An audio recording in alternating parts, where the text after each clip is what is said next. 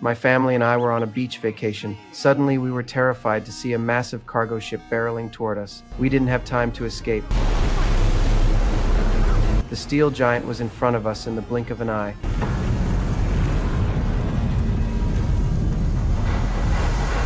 My mind went completely blank. After calming down, we rushed back to the villa we rented for the vacation, but all the electronics at home couldn't connect to the internet. At night, my wife and I were bored, playing with building blocks. Suddenly, the doorbell rang. I immediately became alert. Someone knocking at this hour was not normal. I quietly grabbed a wooden stick for protection. Carefully, I opened the door. Outside stood a father and daughter. They were the black owners of the villa. Their city had lost power and internet. They didn't know what had happened in the city and came here for refuge. It was already late, so I let them in out of humanity. Suddenly, the television emitted a piercing sound. This is a national emergency.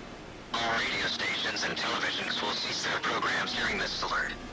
We realized how serious the situation was, but it was too late, so we went back to our room to rest. We planned to check the town the next day. The next morning, Lisa's first action was to check her phone. The internet still wasn't working. She told me to go see what had happened in the town. Our youngest daughter was playing bored in the yard. She saw countless wild deer approaching our home. The owner decided to drive a few miles to a neighbor's house to check. When he arrived, everything was in chaos and water covered the floor. Fortunately, he found the neighbor's satellite phone. He tried to call for help, but there was no signal at all. To find a signal, he walked toward the empty beach nearby. Just as he reached the sand, he spotted an expensive watch. As he reached for it, he grabbed a severed arm instead. He realized the shoreline was littered with severed limbs. While he stood there, a runaway plane suddenly plummeted from the sky. He ran desperately back to the neighbor's house to take cover.